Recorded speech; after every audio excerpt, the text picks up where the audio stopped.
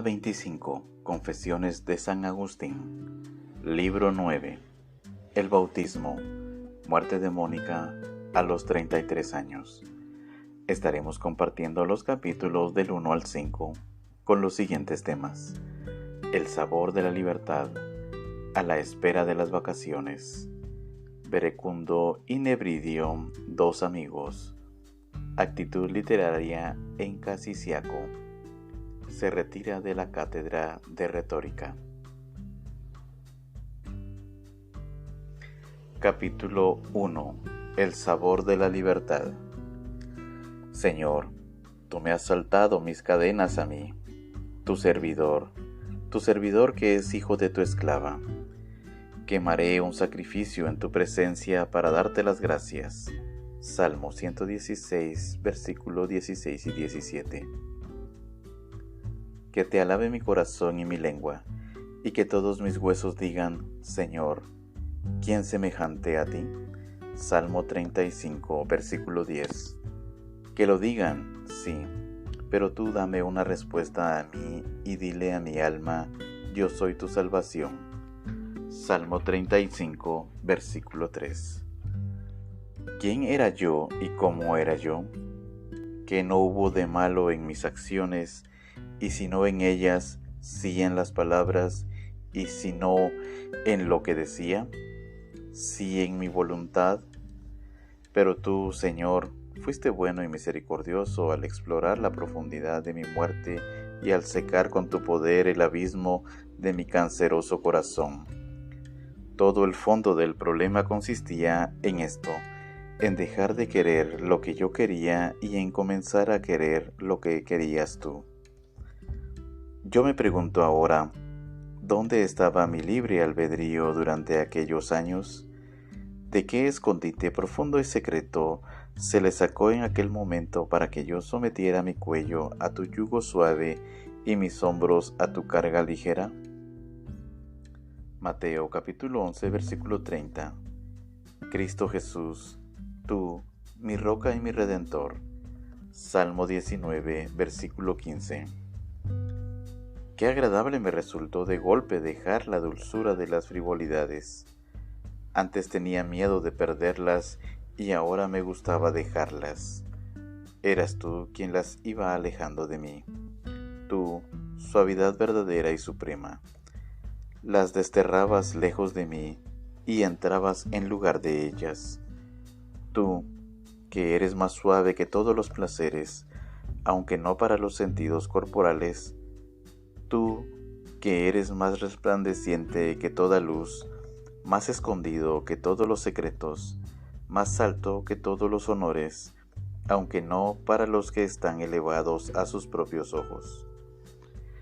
Mi espíritu estaba libre ya de las angustias inquietantes que lleva la ambición, el dinero, el revolcarse y rascarse la sarna de las pasiones. Y platicaba contigo, Señor Dios mío, claridad mía, mi riqueza y mi salvación.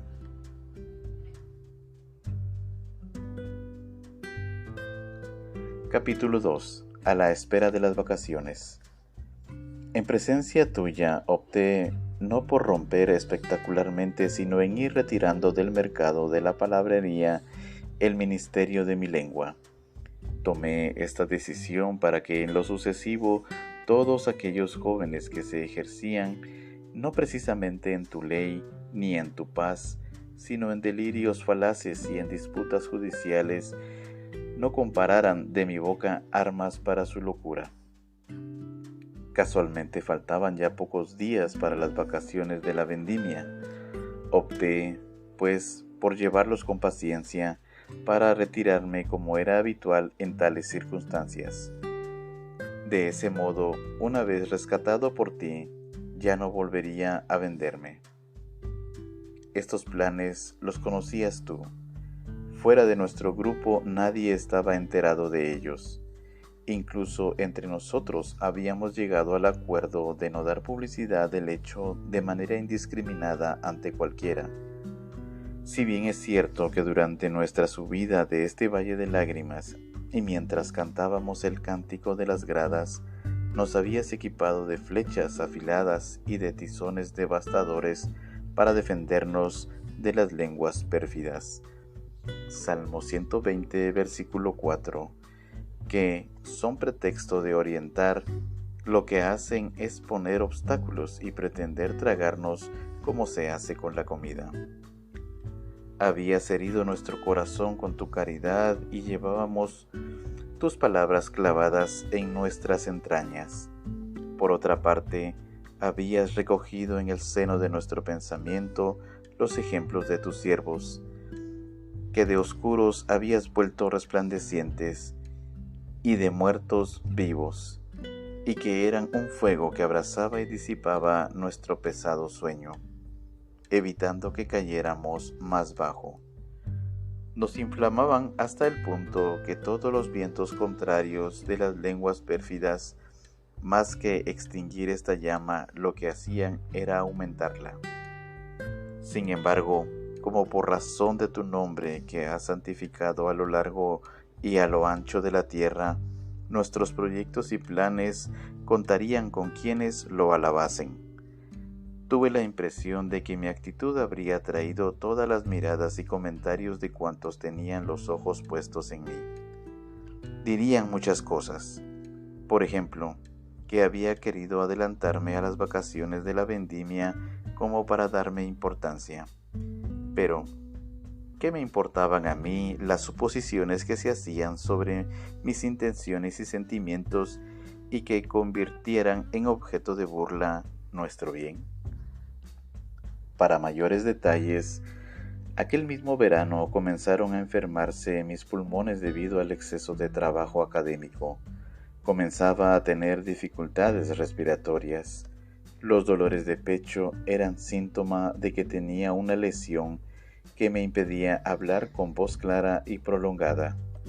Al principio, esta situación me puso en un aprieto, porque era casi como forzarme a abandonar el ejercicio del magisterio. La posibilidad de una curación o de una convalecencia me obligaba por lo menos a una interrupción. Pero desde el momento en que tomó consistencia en mí la firme resolución, tú lo sabes, Dios mío, de dedicar mi tiempo libre a considerar que tú eres el Señor, Salmo 46, versículo 11, hasta llegué a alegrarme de que se me hubiera presentado esta excusa no fingida que calmara el mal humor de aquellas personas que, en atención a sus hijos, pretendían que yo no gozara nunca de libertad. Lleno, pues, de este gozo, aguantaba con paciencia que pasara aquel tiempo de aproximadamente 20 días, si mal no recuerdo. De todos modos, esta tolerancia me resultaba penosa, porque me había abandonado la ambición que me ayudaba a llevar esta pesada carga. Sin esta capacidad de tolerancia que ocupó el lugar que había dejado la ambición, no habría sido capaz de resistir. Quizás alguno de tus siervos, mis hermanos, diga que pequé por aguantar una hora más sentado en la cátedra de la mentira, teniendo el corazón lleno de deseos de servirte. No voy a discutirlo, pero ¿no es cierto, Señor misericordioso, que me has personado y has perdonado también este pecado con los demás horrendos y funestos pecados míos en el agua santa del bautismo? Capítulo 3. Verecundo y Nebridio, dos amigos. Verecundo se consumía de angustia al ver la dicha que teníamos. Veía que inevitablemente tenía que abandonar nuestra compañía a causa de los lazos matrimoniales que le aprisionaban implacablemente. Aún no era cristiano, pero estaba casado con una mujer creyente. Era ella precisamente la que constituía el mayor obstáculo, sin contar los demás, que le impedía el acceso al camino que nosotros habíamos emprendido. Decía que no quería ser cristiano de otro modo que aquel en que le era imposible serlo.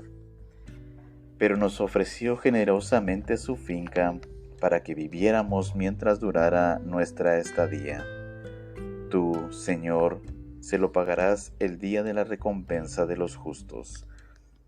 Lucas capítulo 14, versículo 14. De la misma manera que ya le recompensaste con la gracia que le diste, porque en ausencia nuestra, cuando ya estábamos en Roma, atacado de una enfermedad corporal, se hizo fiel cristiano y luego partió de esta vida. Esto constituyó por tu parte un rasgo de piedad no solo en favor suyo, sino también para con nosotros, ahorrándonos sufrimientos y dolores intolerables al tener que pensar en la generosidad exquisita de aquel amigo sin poder contarle entre los miembros de tu rebaño. Gracias, Dios nuestro, somos tuyos. Lo prueban tus consejos y tus consuelos. Segunda de Corintios capítulo 1 versículo 6. Fiel a las promesas y a cambio de aquella finca de Casiciaco donde descansamos en ti del bullicio del mundo, le darás a Verecundo la amenidad de tu paraíso de primavera, instalándolo en tu monte fértil. Este se hallaba, pues, angustiado, mientras Nebridio compartía nuestro gozo. También este, que no era cristiano, aún había caído en el hueco de aquel calamitoso error que le hacía creer que el cuerpo de tu hijo era una mera apariencia. Sin embargo, ya había salido de él, y estando en la situación de quien no ha recibido la iniciación de ningún sacramento de tu iglesia, era un investigador apasionado de la verdad. No mucho después de nuestra conversación y regeneración por el bautismo, también él se hizo un fiel católico, y tras servirte en África junto a los suyos en castidad y continencia perfectas, y después de haber convertido a la fe cristiana a toda la familia, lo llevaste contigo. Ahora vive en el seno de Abraham. Lucas capítulo 16, versículo 22. Sea cual fuere el sentido de la palabra seno. Allí vive mi Nebridio, mi buen amigo, pero también hijo adoptivo tuyo, de esclavo que era. Allí vive, porque ¿qué otro lugar sería adecuado para semejante alma? Allí vive, en aquel lugar sobre el que solía plantearme muchos interrogantes a mí. Pobre hombre inexperto. Ya no acerca su oído a mi boca, sino su boca espiritual a tu fuente. De ella bebe, en cuanto le es posible y de acuerdo con la sed que tiene. Es infinitamente feliz. Pienso, sin embargo, que su embriaguez de sabiduría no le llevará a olvidarse de mí, ya que tú, Señor, que eres su bebida, te acuerdas de nosotros. Tal era nuestra situación. De un lado consolábamos a Verecundo, apenado, sin perjuicio de la amistad, por nuestra conversión. Le exhortábamos a que fuera fiel a los deberes de su estado, es decir, de su vida conyugal. Por otra parte, estábamos a la expectativa de Nebridio, a ver si se decidía a seguirnos. Tenía facilidades para hacerlo y estaba ya casi a punto cuando, por fin, transcurrieron aquellos días que se me habían hecho tan largos anhelando aquella libertad del ocio, para cantarte desde lo más profundo de mi ser. Mi corazón de ti me habla diciendo, procura ver su faz. Salmo 27, versículo 8. Capítulo 4. Actitud literaria en Casiciaco. Por fin llegó el día de mi liberación efectiva de la profesión de retórico, de la que ya me sentía espiritualmente libre. En efecto, libraste mi lengua de aquella actividad de que habías librado ya mi corazón. Camino de la casa de campo a donde me dirigía con todos mis amigos, te colmaba de bendiciones, lleno de alegría.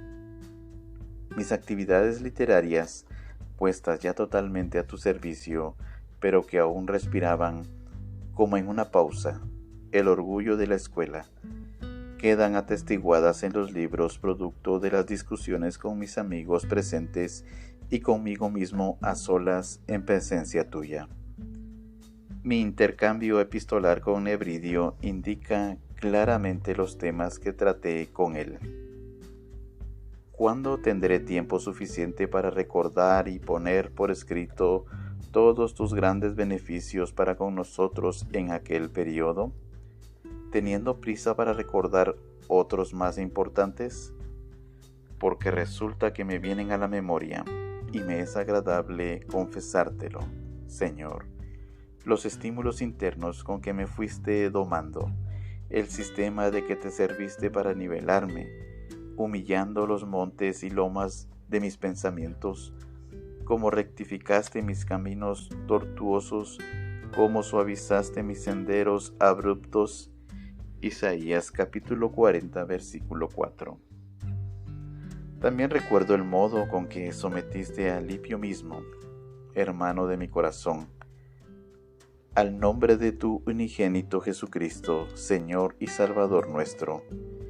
En un principio, Alipio no quería que el nombre de Jesús figurara en nuestros escritos. Prefería que estos tuvieran el perfume de los cedros de la escuela, esto es, los maestros académicos, liquidados ya por el Señor. Salmo 29, versículo 5. Y no las saludables hierbas eclesiásticas, esto es, las sagradas escrituras, enemigas de las serpientes. ¿Qué voces te di, Dios mío, leyendo los salmos de David, esos cantos de fe, esas cadencias de piedad que están en tan marcado contraste con todo espíritu de orgullo?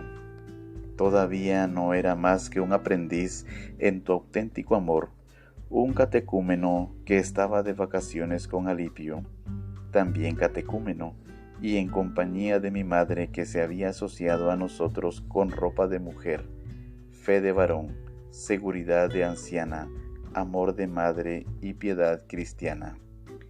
Qué voces te daba en aquellos salmos y cómo me incendiaban en amor a ti. Ardía en deseos de recitarlos si me fuera posible, al mundo entero contra el orgullo del género humano. Sí, ya sé que se cantan por todo el mundo y que nada se libra de su calor. Salmo 19, versículo 7.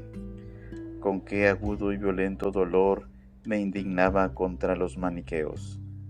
Claro que bien pronto se tornaba en compasión hacia ellos por su ignorancia de nuestros misterios y de nuestros remedios medicinales y por su fobia contra el remedio que podía curarlos.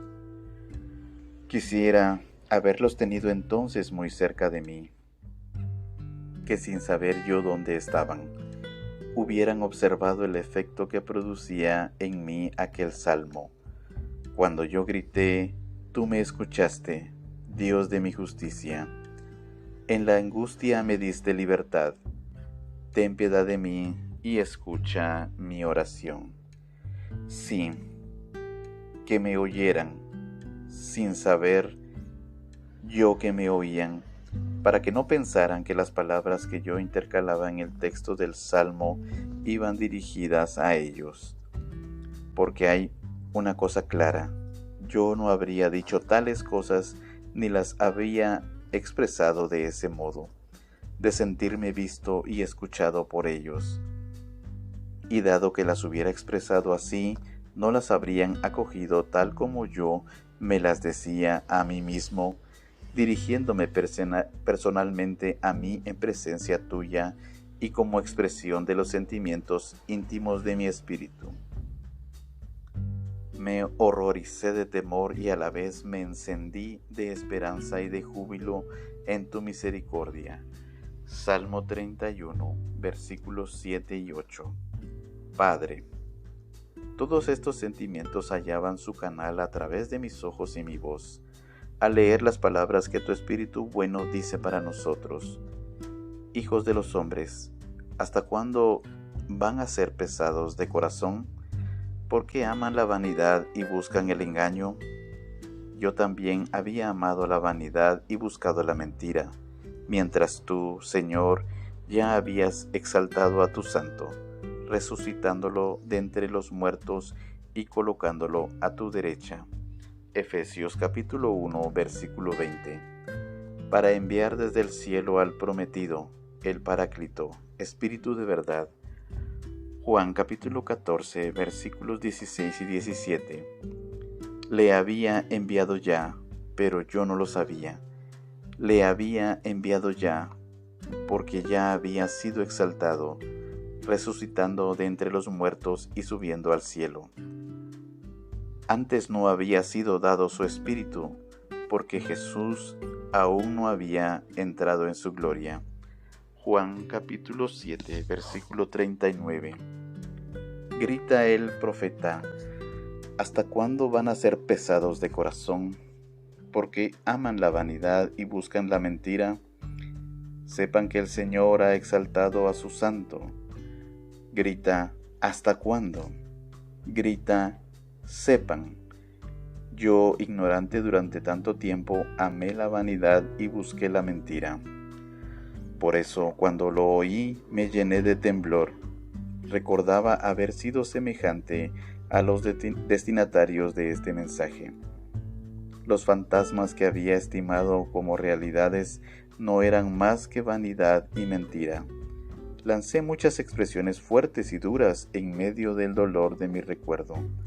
Ojalá las hubieran oído aquellos que siguen amando la vanidad y buscando la mentira. Tal vez se hubieran sentido afligidos con ellas y hubieran vomitado su error. Tal vez tú los habrías escuchado cuando te gritaban, porque el mismo que intercede por nosotros, Romanos capítulo 8, versículo 34, ante ti es el mismo que murió por nosotros con auténtica muerte de su carne. Cuando leía el pasaje, enójense y no pequen. ¿Qué turbación sentía, Dios mío? Personalmente había aprendido con anterioridad a enojarme conmigo de mi pasado para no pecar en adelante. Había aprendido a enojarme y con toda la razón del mundo, porque la que pecaba en mí no era una naturaleza extraña, de la raza de las tinieblas, como se expresan los que no se enojan consigo mismos, y atesoran ira contra sí en el día de la ira y de la proclamación de tu justo juicio. Romanos capítulo 2, versículo 5. Mis bienes ya no eran externos ni lo buscaba a la luz de este sol con ojos corporales, porque los que quieren gozar externamente fácilmente se dispersan por las cosas que se ven y son temporales. Segunda de Corintios capítulo 4, versículo 18. No hacen sino lamer con imaginación hambrienta meras apariencias. O, si atormentados por la necesidad dijeran: ¿quién nos hará ver el bien? Respondámosles, y que nos oigan. La luz de tu rostro, Señor, está impresa en nosotros, porque no somos nosotros la luz que ilumina a todo hombre. Juan capítulo 1, versículos 8 y 9. Sino que somos iluminados por ti, para los que fuimos un tiempo tinieblas. Seamos luz en ti. Efesios capítulo 5, versículo 8. Oh, si vieran la luz interna y eterna. Yo, que la había saboreado, estaba furioso al verme incapaz de presentársela. Oh, si me presentaran el corazón que tienen en sus ojos, es decir, fuera de ti, y me preguntaran: ¿quién nos hará ver las cosas buenas? Allí donde me había enojado conmigo mismo, allí, dentro de mi corazón donde había sentido el arrepentimiento, donde había inmolado en sacrificio a mi hombre viejo, allí donde confiado en ti, había comenzado el proyecto de mi renovación. En ese sitio había comenzado a sentir tu dulzura y habías dado alegría a mi corazón. Y tras la lectura externa y el reconocimiento interno de estos pasajes, prorrumpía en exclamaciones.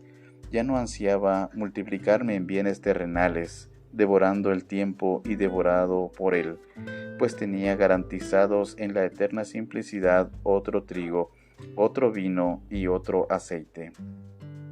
En el verso siguiente exhalaba un grito profundo desde mi corazón: oh, en la paz, oh, en él mismo, oh, qué palabras. Me acostaré y enseguida me dormiré. ¿Quién podrá resistirnos cuando se cumpla la palabra que está escrita? ¿La muerte ha sido absorbida en la victoria? 1 Corintios capítulo 15, versículo 54. Tú eres el mismo en sumo grado porque no cambias. En ti se halla el descanso que permite olvidarse de todo lo penoso. No hay otro contigo, ni siquiera para regular todas las cosas que no son tú mismo. Tú, Señor, tú solo me has instalado en la esperanza. Yo leía esto y me inflamaba. Por otra parte, no había cómo actuar con aquellos muertos sordos a cuyo grupo pestífero había pertenecido yo, perro rabioso y ciego que ladraba contra tu escritura, dulces de miel de cielo y esplendorosas de tu luz. Me impacientaba contra los enemigos de tan sublime escritura. ¿Cuándo me acordaré de todo cuanto aconteció durante aquellos días de sosiego? Hay una cosa, de todos modos, que no olvidaré ni pasaré por alto: la dureza de tu azote y la admirable rapidez de tu misericordia. Por aquellos días me estabas haciendo sufrir con un dolor de muelas. Cuando el dolor estuvo al punto de impedirme hablar, se me ocurrió la idea de avisar a todos los amigos presentes para que te rogaran por mí. Dios de mi salud, escribí mi deseo en unas tablillas de cera y luego se las di para que las leyeran. Apenas nos pusimos de rodillas en ademán de súplica, desaparecieron los dolores. ¿Qué clase de dolores eran? ¿Cómo desaparecieron? Confieso que me quedé boquiabierto. Señor mío y Dios mío, nunca me había ocurrido nada parecido desde mi nacimiento. En lo más profundo de mi ser abriste camino a tus insinuaciones. Yo, radiante de gozo en tu fe, alabé tu nombre. Sin embargo, esta misma fe no me dejaba vivir tranquilo respecto de mis pecados pasados, porque aún no me habían sido perdonados por medio del bautismo. Capítulo 5. Se retira de la cátedra de retórica. Finalizadas las vacaciones de la vendimia, anuncié a los milaneses que buscaran a otro vendedor de palabras para sus estudiantes, porque yo había optado por dedicarme a tu servicio y porque ya no estaba en condiciones de hacer frente a esa profesión por mis problemas respiratorios y por mi afección de pecho. Por otra parte, por carta avisé a tu obispo, el santo varón Ambrosio, de mis errores pasados y mis proyectos actuales, rogándole que me aconsejara cuál de tus libros sería preferible para mis lecturas, en vistas a una preparación más adecuada para recibir una gracia tan grande. Me recomendó la lectura del profeta Isaías, porque, según creo, es entre todos los profetas el que preanuncia con mayor claridad el Evangelio y la vocación de los gentiles. Pero, al no entender lo primero que leí y al pensar que todo el resto sería igual, dejé su lectura para más adelante, cuando estuviera más capacitado en el lenguaje del Señor.